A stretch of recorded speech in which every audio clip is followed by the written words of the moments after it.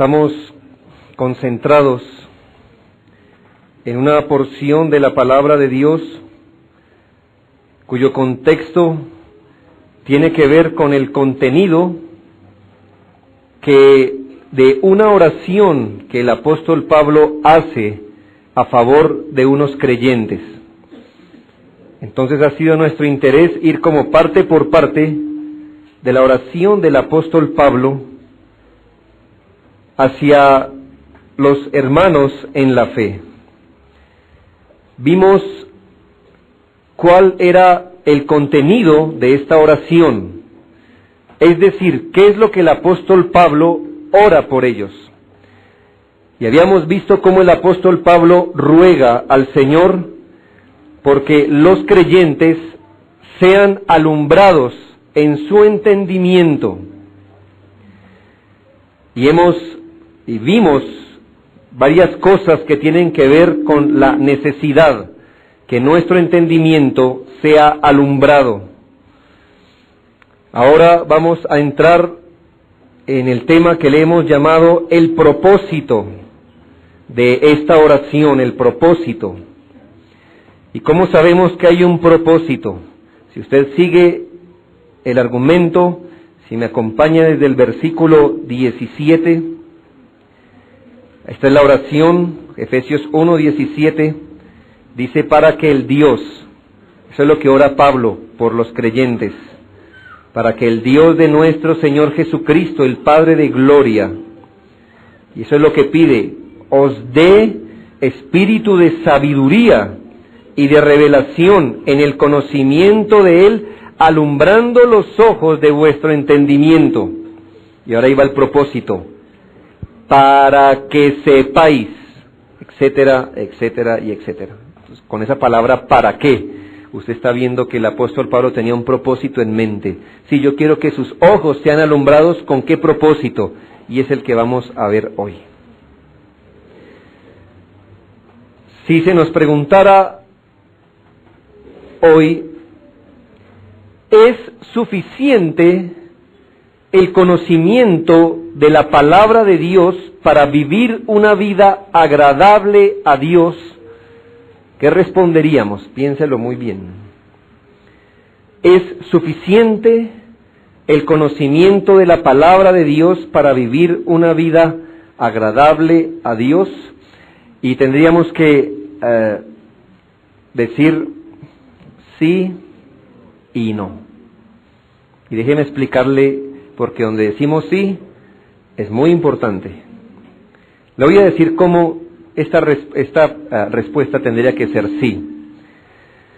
Creemos que todo lo que los seres humanos y los creyentes necesitamos saber para vivir una vida agradable a Dios, es decir, todos los temas, toda fuente de conocimiento, nunca va a superar las páginas de la palabra de Dios. Eso quiere decir que si usted quiere vivir una vida agradable a Dios, si usted quiere saber dónde hallar el conocimiento que nos lleva a la vida eterna, ¿a dónde iremos? ¿A qué persona le preguntaremos? Pues por eso mismo Dios nos dejó la Biblia. Nadie nos debería hablar de Dios sin sustento bíblico. Nadie nos debería hablar del camino de la salvación sin un sustento bíblico. Nadie nos debería decir qué es lo que le agrada o no a Dios sin un sustento bíblico. En ese sentido, todo lo que necesitamos para vivir una vida en la salvación, en santidad, está consignado en las Sagradas Escrituras. Y desde ese punto de vista no necesitamos más que la Escritura. Así que en un sentido, si yo le preguntara, ¿el conocimiento que nos provee la palabra de Dios es suficiente para vivir una vida agradable delante de Dios? Tendríamos que decir, en ese sentido, sí. Porque no hay otro lugar donde podamos ir para sacar ese conocimiento. Ahora, si yo le pregunto, o más bien desde otro punto de vista, si lo que deseamos preguntar es si el conocimiento de la Escritura es suficiente en sí mismo para llevar a un individuo a la vida y la piedad, tendremos que decir que no. Porque a menos que el Espíritu Santo abra el entendimiento de las personas pueden recibir ese conocimiento y aún así perecer eternamente. Tengo varios ejemplos, pero el más exagerado es Judas Iscariote.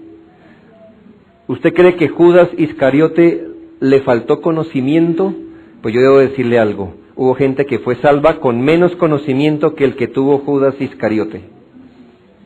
Con menos que eso, la gente se salvó. El ladrón estaba en la cruz, recuerda.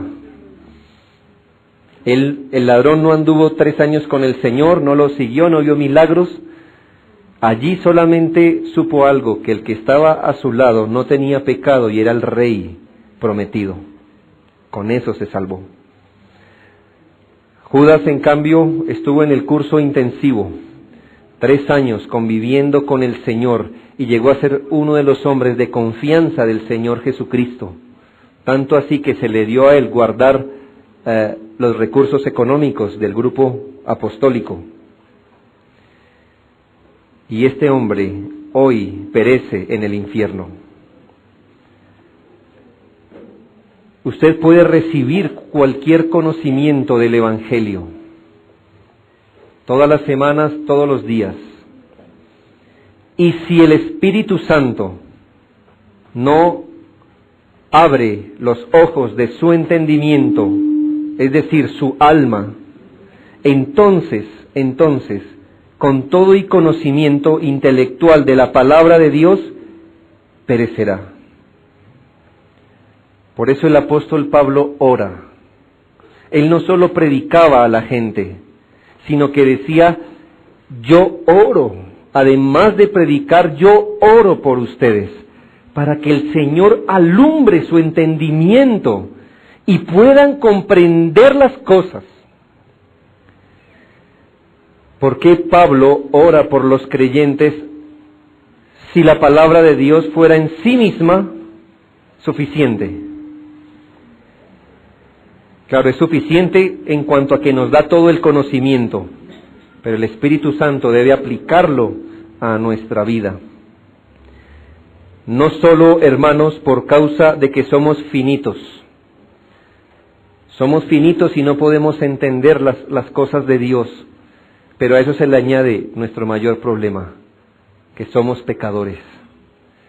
Ya el hecho de ser finitos nos pone en una distancia grande con respecto a comprender las cosas de Dios, pero el pecado ha hecho una gran separación entre nosotros y poder entender las cosas que son del Espíritu Santo.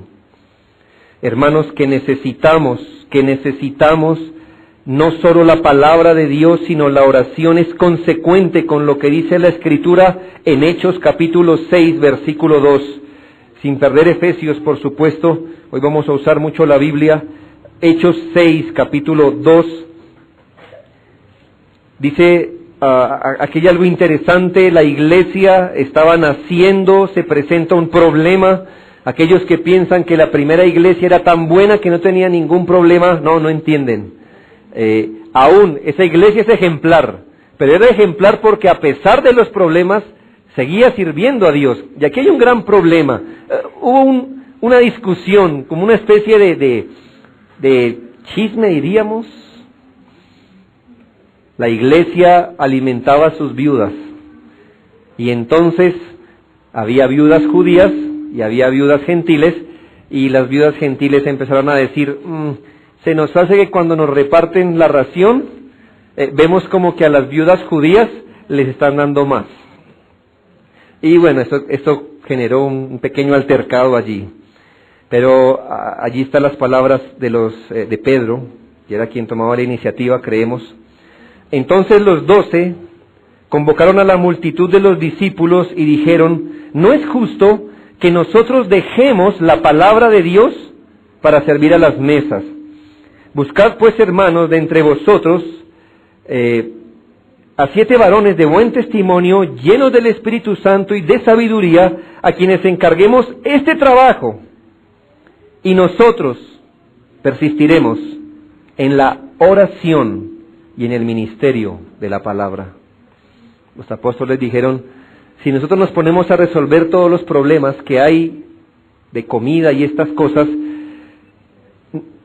cometeríamos una injusticia, porque somos llamados a dedicarnos al ministerio de la palabra, tanto a su estudio como a su exposición, y a la oración, Esto no solamente comunica un gran principio a quienes predican o enseñan la palabra de Dios. Quien predica la palabra de Dios también, y junto con esto, debe ser alguien que tenga una vida de oración, porque entonces sus oyentes pueden escuchar la predicación, y si el Espíritu Santo no obra, ellos no entenderán. Por eso quien predica también debe orar.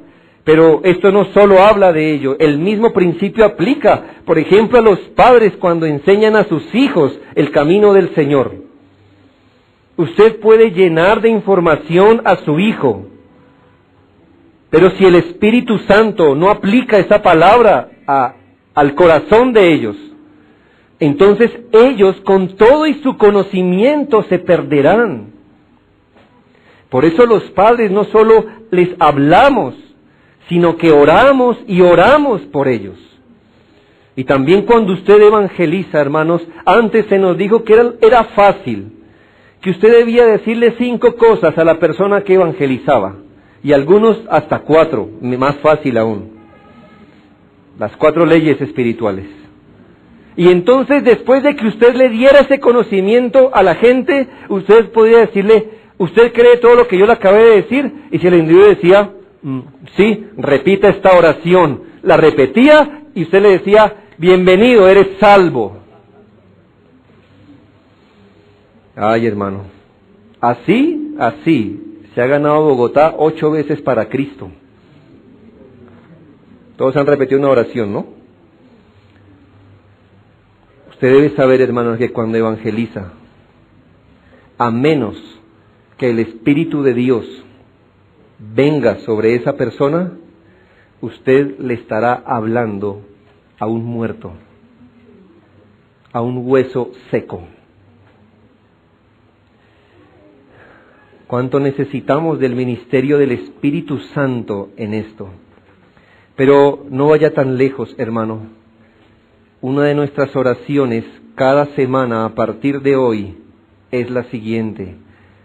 Cuando nos volvamos, Señor, a reunir para escuchar la palabra de Dios, abre mi corazón, porque si no saldré de este lugar igual, o tal vez peor que como entré. ¿Y por qué le digo peor? Porque ahora se fue con mayor conocimiento que puede ser usado para su propia condenación. Era mejor no haber sabido nada. Igual se iba a condenar si no sabía nada. Pero será más tolerable el castigo para Sodoma y Gomorra que para quien, habiendo escuchado el Evangelio, no responde adecuadamente a él. Eso tiene que ver con nosotros aquí y ahora, hermanos, que si hoy el Espíritu de Dios no viene abundantemente sobre nuestro entendimiento espiritual, a lo mucho diremos, buena predicación, qué interesante lo que usted dice, pero no habrá ningún fruto espiritual en nuestras almas. Pero quiero hacer una claridad. Aunque en este sentido que estamos viendo, vuelvo y digo, en un punto sí creemos que la palabra de Dios es suficiente para darnos todo conocimiento, pero en el sentido que estamos viendo, aunque la palabra de Dios tenga que ser acompañada por el Espíritu para que sea eficiente, hermanos, la palabra de Dios siempre será necesaria para que el Espíritu de Dios obre en nuestras vidas. No lo quiero confundir con estas palabras, pero este es el principio.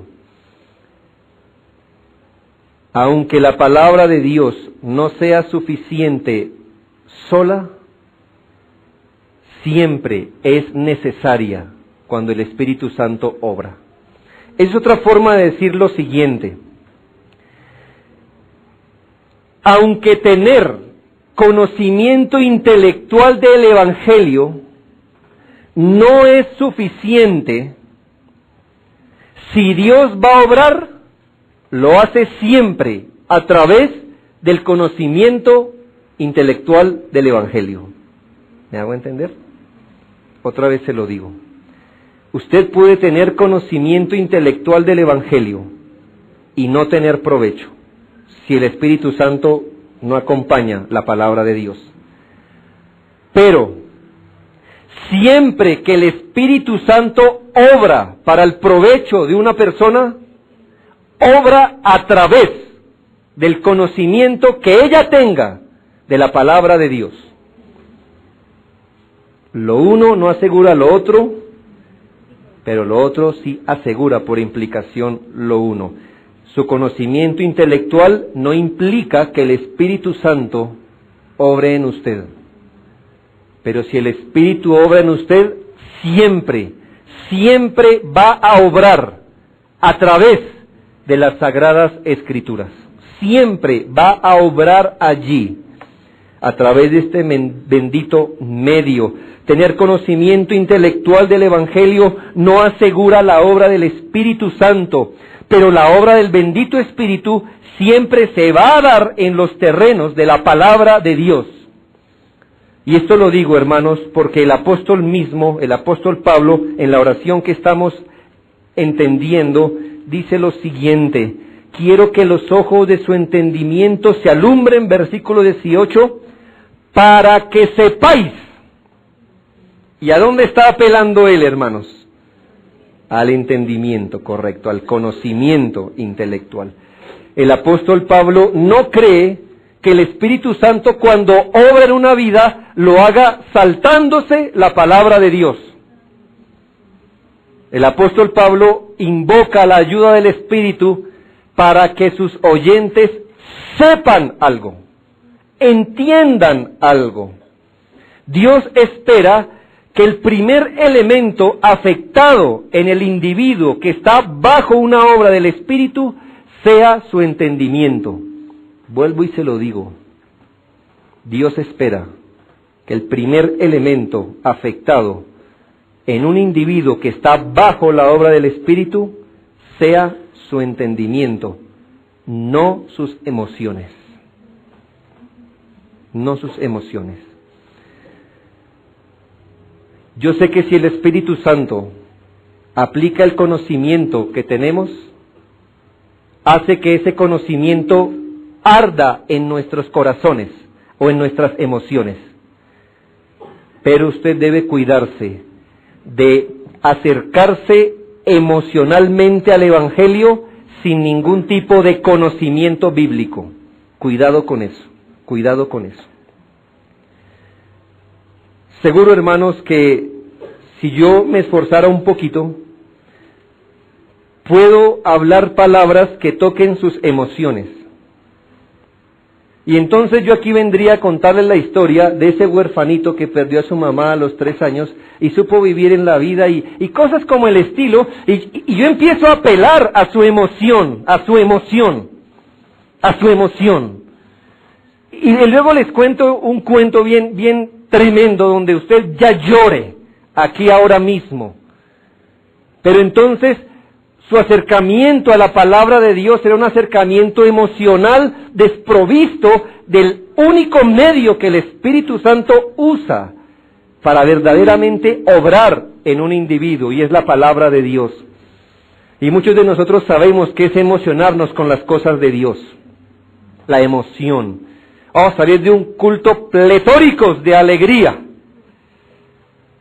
Y el lunes mismo, tener una práctica piadosa como si fuéramos del mundo.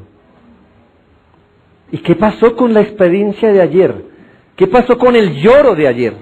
¿Qué pasó con la risa de ayer? Que aquí, hermanos, no podemos invertir lo que Dios ha hecho. Que el Señor quiere primeramente, cuando va a obrar en un individuo, quiero que sepáis algo, hermanos. sepámoslo de verdad. El Evangelio provee ese conocimiento que a su vez arderá en nuestras emociones, en ese orden. Hermanos, si Dios nos dio razón, no se burla de ella cuando nos da su palabra.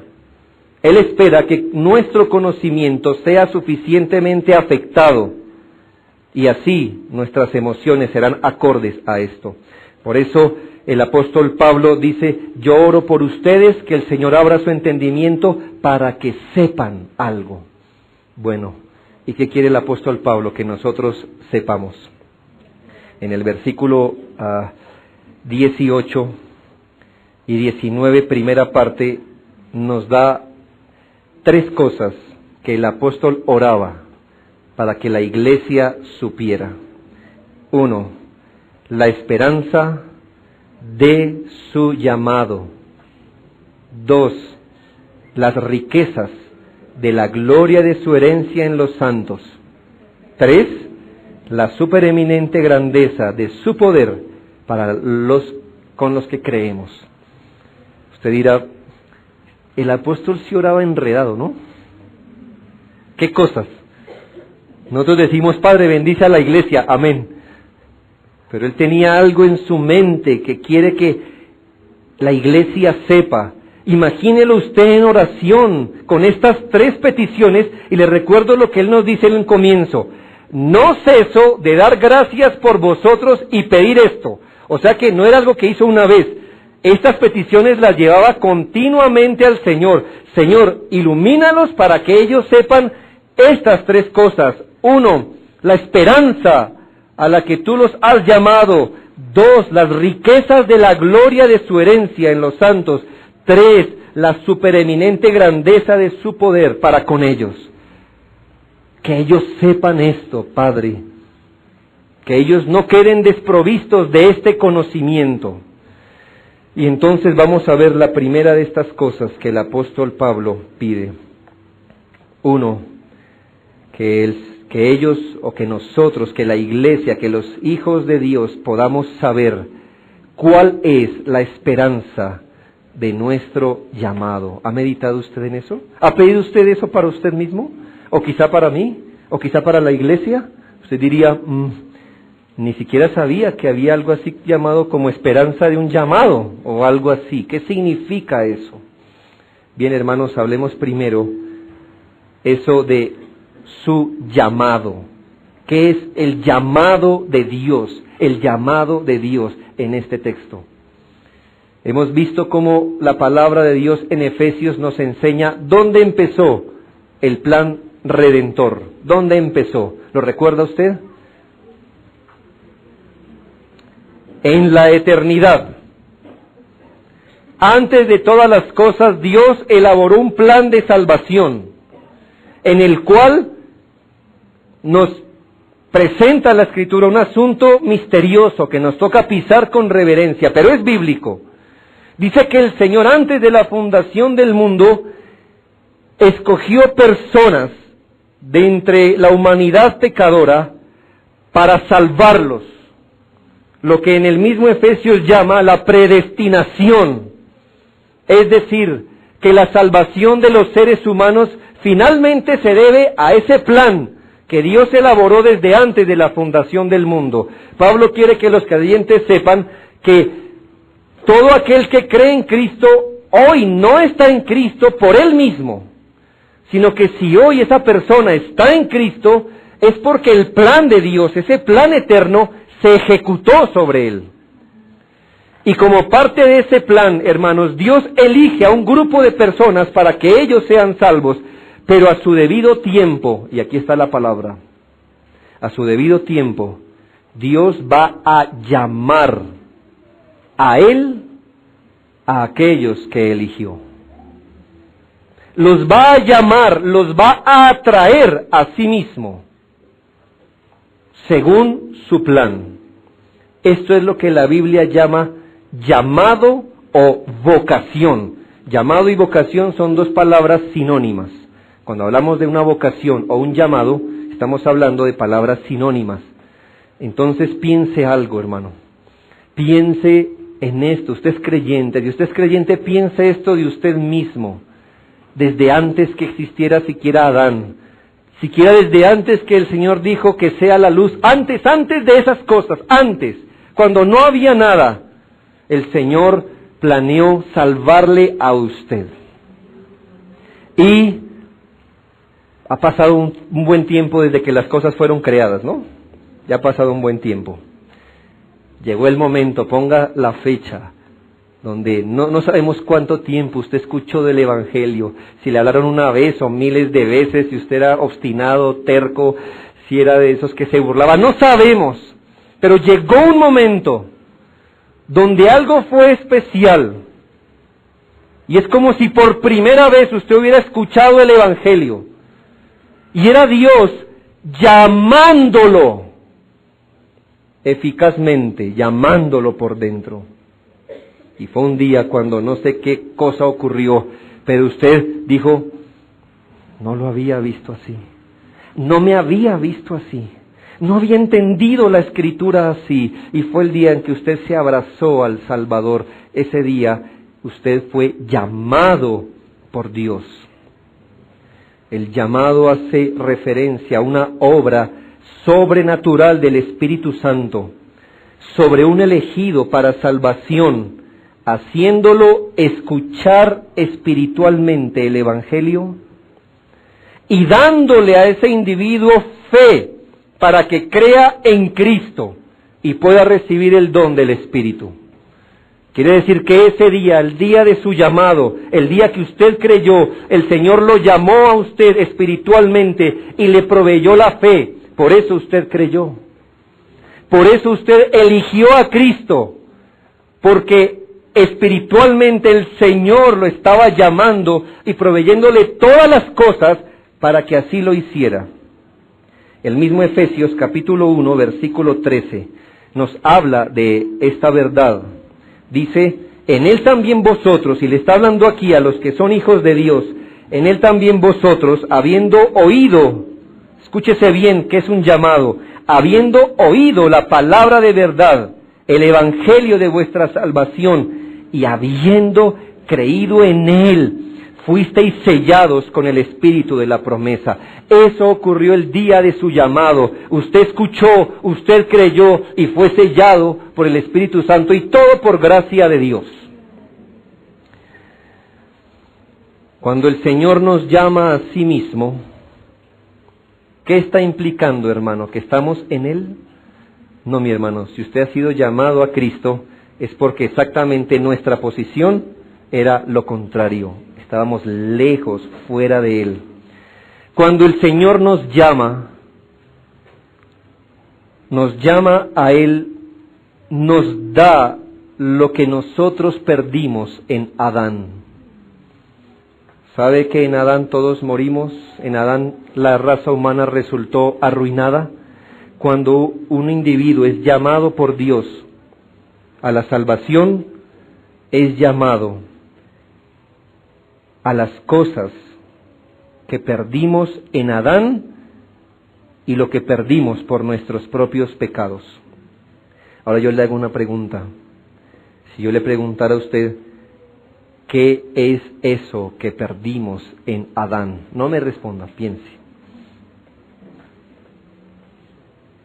Piense cuál es la cosa más importante que el ser humano perdió en el Edén, aquello sin lo cual cualquier bendición es amarga.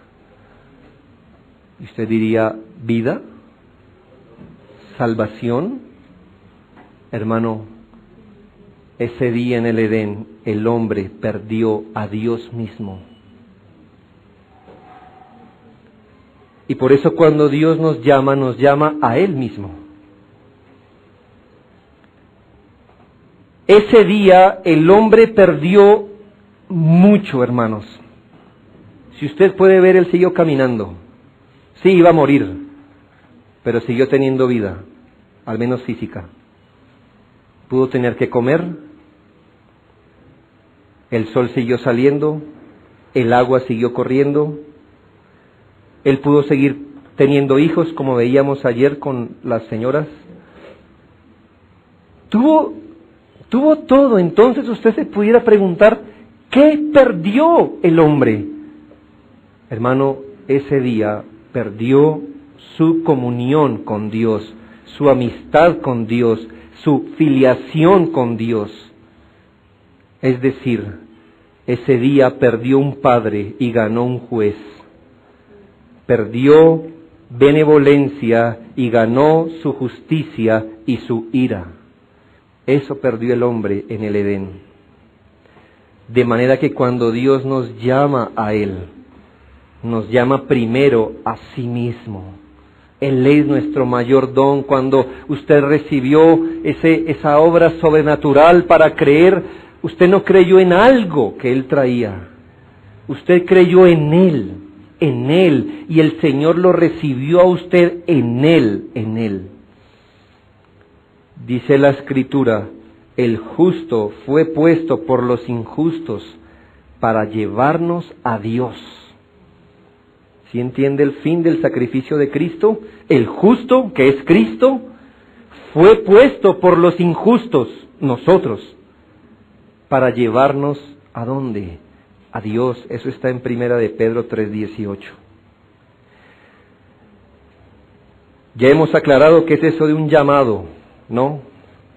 Pero el apóstol Pablo está orando, Señor, yo quiero que ellos sepan cuál es la esperanza de su llamado. Ahora hablemos de la palabra esperanza. La palabra esperanza en las Escrituras tiene que ver con esperar.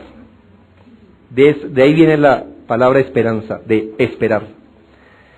Pero ese esperar, según la Biblia, esperanza es esperar con una expectativa real. Por eso muchas veces la palabra esperanza va ligada con el concepto de fe. Es increíble que en nuestro idioma las palabras que significan una cosa precisamente a veces vengan a significar lo contrario. Y esto le ocurre a la palabra esperanza. Yo he encontrado gente, bueno, hace parte de nuestro idioma, yo también lo he dicho. Hermano, va a venir tal hermano, y uno dice, eso espero. ¿Y qué significa esa expresión? ¿Que estoy convencido? No. Que no estoy para nada seguro de eso. Que tengo una esperanza que Él venga. ¿Sí ve cómo estamos usando la palabra esperanza? Como algo que puede o no puede ocurrir, pero que lo más probable es que quién sabe. No sabemos, no tenemos certeza de nada. Cuando la Biblia habla de esperanza, lo habla en el sentido totalmente opuesto. Es esperar algo que usted sabe que es cierto, que el Espíritu Santo le ha traído convicción de que es totalmente cierto. Por eso la esperanza en la Biblia tiene que ver con certeza. Es esperar algo de forma tan real que parece que lo estuviéramos viviendo. Pero ¿por qué necesitamos la esperanza? Pues porque no tenemos todavía lo que estamos esperando. Pero la esperanza nos da un sentido de certeza, como si lo estuviéramos viviendo. Vea, hermano, la esperanza lo que hace es, por así decirlo, acercarle una promesa que no se ha cumplido, se la acerca a usted para que usted pueda disfrutar en esperanza de lo que va a disfrutar en el futuro con toda realidad. Si usted tiene la oportunidad de leer el libro de John Bunyan, El progreso del peregrino, él tiene un amigo llamado Esperanza. Así se llama. Bueno, es un nombre y se llama Esperanza, pero así es. Y Esperanza lo acompaña en el camino. Porque es que John, Cristiano, que es el personaje principal, es un poco parecido a nosotros. Va para la tierra celestial, pero se enreda, cosas así como a veces les pasa a los cristianos, ¿no? Y entonces Dios le da una compañía para el camino, que lo va a acompañar en la mayor parte de su peregrinaje, que es esperanza. Llega un momento donde Cristiano otra vez está confundido, otra vez está tropezando. Tenía que ir por un camino, se fue por el otro, quedó atrapado en el castillo del gigante de la desesperación, cosas así, pero salió. Y estaba un poco abrumado. Y entonces Esperanza lo lleva a lo alto de una montaña. Y unos pastores que estaban ahí le prestaron unos lentes, pero le vamos a llamar a lo moderno, unos binoculares. Y Cristiano mira la ciudad celestial a donde se está dirigiendo. Vamos a usar esa ilustración para pensar, ¿acaso este hombre estaba pisando la ciudad celestial? No. Pero con esos lentes estaba mirando hacia dónde va. Es real, es real. Y entonces, al tener esa visión, él se animó. Ahora entiende qué es la esperanza. La esperanza no es lo mismo que la promesa cumplida, pero la esperanza nos acerca tanto esa promesa que parece que nosotros la disfrutamos. Ahora, yo le pregunto, ¿qué producirá en una vida ver lo que es real, pero que aún no lo disfrutamos? ¿Qué producirá eso en nuestra vida? ¿Qué tal si usted tuviera unos binoculares? No ocurre, ni los busquen, pero unos binoculares que pudieran ver, es decir, hacerle ver la ciudad celestial a usted. ¿Usted cree que sería el mismo después de eso? Usted diría, no, sí, yo he visto varias cosas, sí, he ido a este lugar, también he visto la ciudad celestial y cosas así. No, mi hermano. ¿Cómo sería su vida? ¿Qué produciría en usted si usted pudiera ver hacia dónde está siendo usted dirigido hoy por el Espíritu Santo? ¿Qué tipo de vida llevaría usted? Y todas esas cosas que usted está imaginando, por eso el apóstol dice, Señor, que ellos puedan saber cuál es su esperanza. No es cualquier cosa si ellos llegan a ver las cosas por la fe y su esperanza se alienta. Por eso, hermanos, Pablo ora que los creyentes sepan cuál es la esperanza de su llamado, es decir, Señor, que ellos puedan saber para dónde los llamaste, hacia dónde se están dirigiendo. Sé que ellos no disfrutarán en plenitud lo que les has prometido, pero si tú alientas su esperanza, ellos podrán vivir como si estuvieran pisando las cosas. Ellos saben que no las pisan, pero como si las estuvieran pisando, Señor. Por eso, hazles saber cuál es la esperanza de su llamado. Si ellos no disfrutan ahora el cielo, entonces, Señor, que se gocen en la esperanza de ir al cielo. Si ellos ahora tienen que vivir con su corazón tendiendo al pecado, Padre, sí, ellos tienen que vivir. Pero mientras llega el día en que sus cuerpos no tendrán ni el más mínimo pecado, Padre, que gocen la promesa de un día estar sin pecado. Si ellos no tienen una esperanza fuerte, van a perder motivación espiritual y serán lentos, ensimismados, débiles, sin fervor. ¿Sabe usted cuál es la esperanza a la que el Señor le ha llamado? Es decir, cuando usted pasa por problemas, dificultades, su fe se quiebra, está desanimado. Mi pregunta es, ¿usted con qué se anima? ¿Qué recursos trae para fortalecer su fe y decir, no, un momento, yo aquí no debo perecer? ¿Qué recursos se trae? ¿Sabe que yo lamento que a veces entre nosotros mismos nos contentemos así? Vamos, hermano, al mal que no tiene cura, hacerle la cara dura. Hermano, eso, digo yo, ¿qué esperanza es esa? O algo así como, no hay mal que dure 100 años. No, gracias. ¿Qué esperanza es esa? Así nos alentamos entre la gente del mundo. Porque es que los del mundo no tienen esperanza. ¿Qué le puede decir a alguien del mundo? Resista, aguante, qué sé yo. Pero a un hijo de Dios, ¿cómo le consuelas? Haciendo lo que piensa en qué. Hermano, ¿algún día las cosas irán mejor? Hermano, no. ¿A dónde lo dirigimos?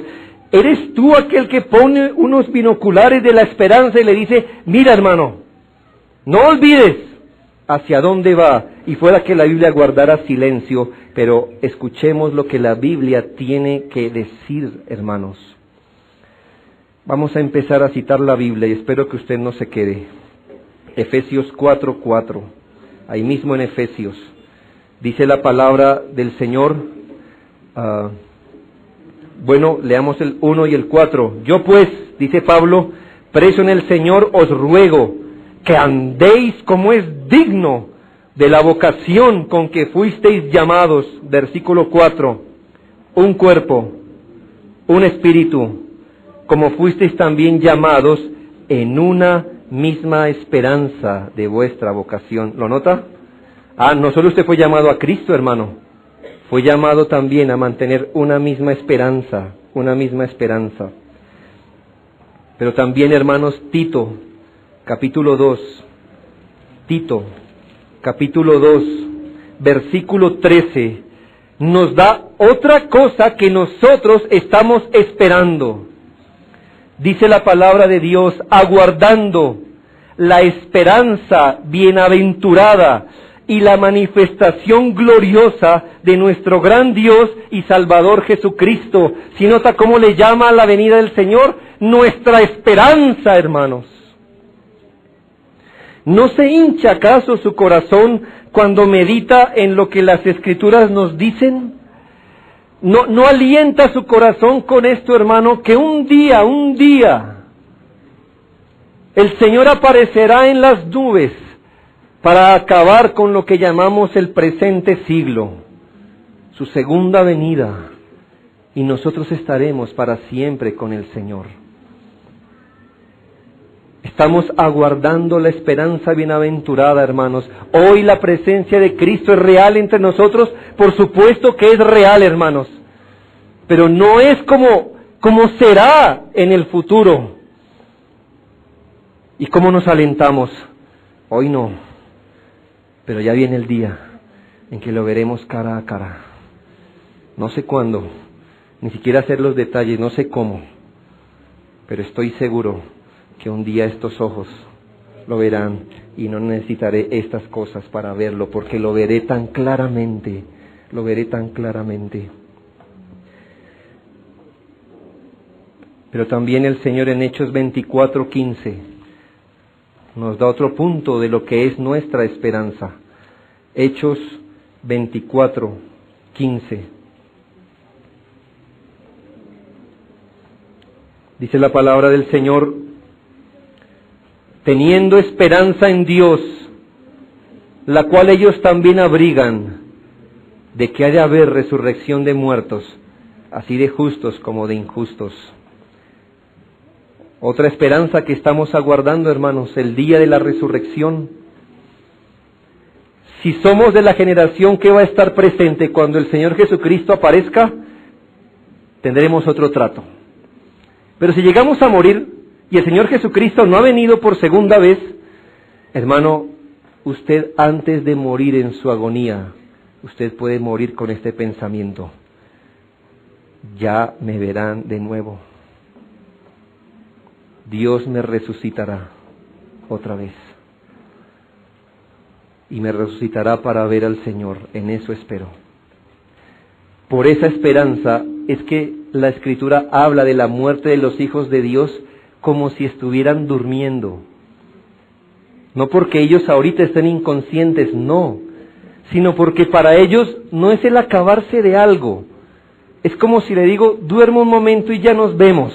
Pues usted estaría durmiendo. Es como el hermano ha muerto, pero está esperando la resurrección de su cuerpo. Y eso es lo que pasa en el cielo. Cuando usted lee Apocalipsis, encuentra que los que han sido muertos por el testimonio del Señor, dice: Señor, ¿hasta cuándo? Ellos esperan la resurrección del cuerpo y lo esperamos nosotros, hermano, el día en que nuestra alma completamente redimida no habite más en un cuerpo enfermizo, lento, pesado, viciado.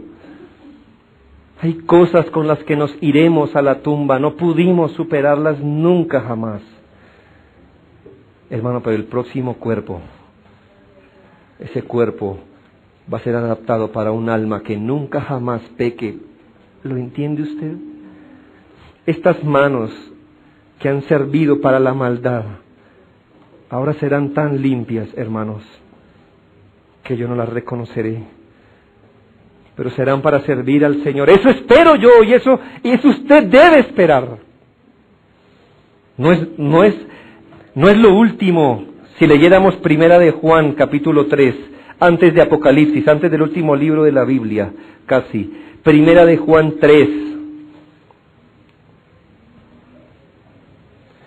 2 y 3, hermanos. Ojalá pegáramos esta esperanza en nuestros párpados. Amados, ahora somos hijos de Dios. Mire, ahora lo somos, sí. Pero aún no se ha manifestado lo que hemos de ser. Pero sabemos que cuando Él se manifieste, seremos semejantes a Él, porque le veremos tal como Él es. Y todo aquel que tiene esa esperanza en Él, se purifica a sí mismo, así como Él es puro.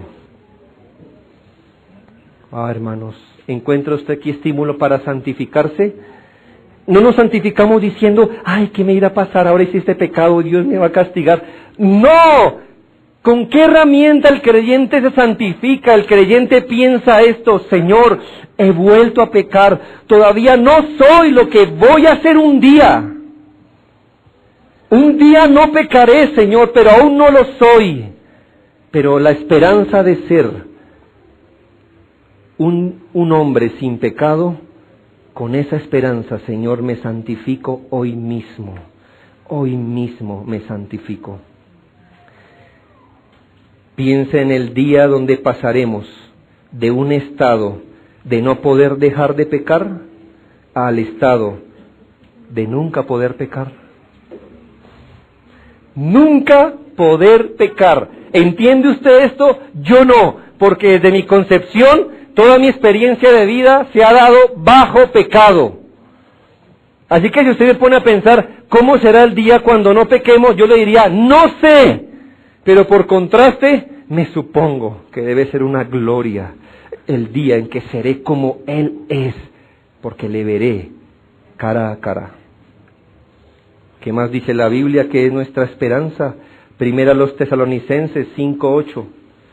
Primera a los Tesalonicenses 5:8. Dice, habiéndonos vestido con la coraza de fe y de amor, y con la esperanza de salvación como yelmo.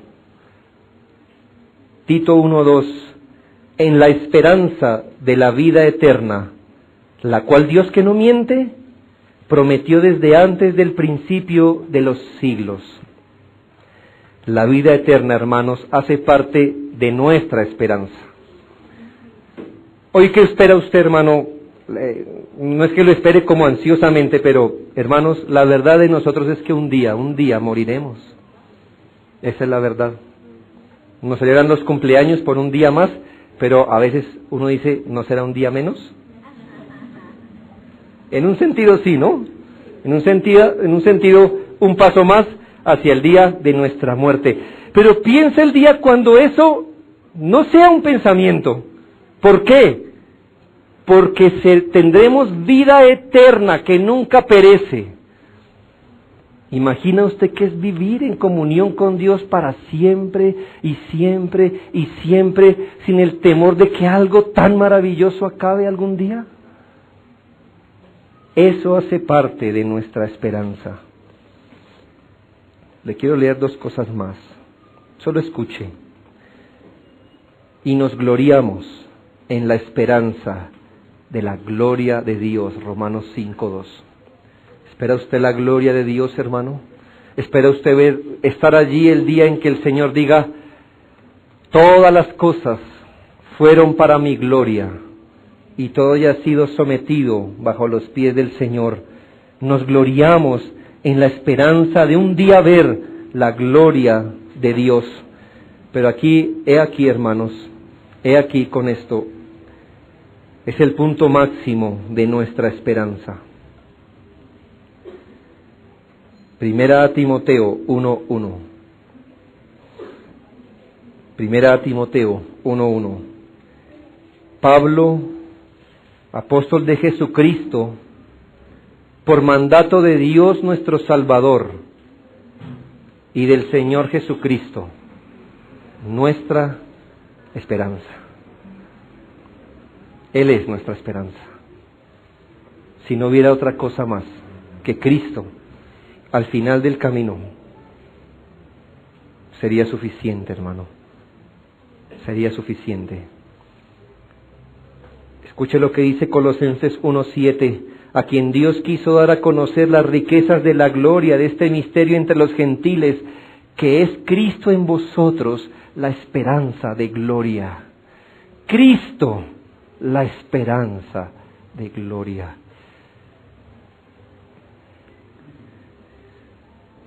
Pablo oraba diciendo, Señor,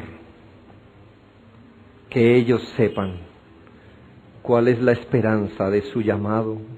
Padre, no han sido llamados a pequeñeces, no han sido llamados a cosas tan pequeñas como tener su cuenta de ahorros llena, no han sido llamados a cosas tan pequeñas como a sus pequeñas felicidades temporales, no han sido llamados a tener la salud bien siempre, no han sido llamados a eso, no. Han sido llamados a unas riquezas que ellos ni entienden.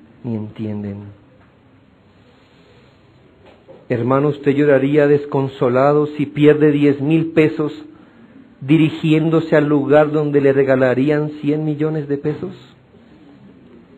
¿Se desconsolaría y dijera, no vale la pena vivir ya, perdí 10,000 pesos? ¿Se amargaría usted si su bicicleta se pincha, si se está dirigiendo al lugar donde le regalarán un carro nuevo? Usted diría, así es la vida que me tocó vivir, todo me sale mal. ¿Lo haría? Por supuesto que no. ¿Qué tal usted llorar por el canario que se le muere si va a heredar un zoológico? ¿Tiene eso sentido? Hermano, ¿por qué, hermano? ¿Por qué hay creyentes que quieren abandonar la fe en el próximo problema otra vez? ¿Por qué hay creyentes que sufren una pérdida temporal? Es temporal, hermano, es temporal. Su herencia está intacta. Y lloran, y se lamentan, y peregrinan arrastrando los pies. Oh Señor, que sepan la esperanza de su llamado. Ay, si supieran lo que tienen, si supieran a dónde van, no andarían arrastrando los pies, no harían eso, Señor. ¿Por qué aquel está aburrido de vivir en arriendo, apretado? ¿No sabe que los mansos heredarán la tierra? La tierra. Es suya la tierra. Y llora. No sabe que tendrá un cuerpo como Cristo y llora por la gripa, llora por una aflicción. ¿Por qué, Señor? Porque no saben, no entienden. Oh Padre, si ellos supieran la esperanza de su llamado, si ellos supieran la esperanza de su llamado. Esta mujer llora porque su esposo es duro, es pesado, la trata mal. ¿No sabe que Cristo es su ganancia? ¿No sabe que Cristo es su esposo? ¿No sabe que su marido no puede tocar nada de lo que Cristo ha hecho en ella? ¿No lo sabe? Ah, Señor, si lo supiera. si lo supiera. Ahora permanecen la fe, la esperanza y el amor. Ahora permanecen la fe, la esperanza y el amor. Permanecen, hermano. De manera que orar porque el Señor nos haga saber de nuestra esperanza es perfectamente acorde de este lado de la eternidad, porque cuando estemos allá no necesitaremos de ninguna esperanza, porque veremos cara a cara. Oremos.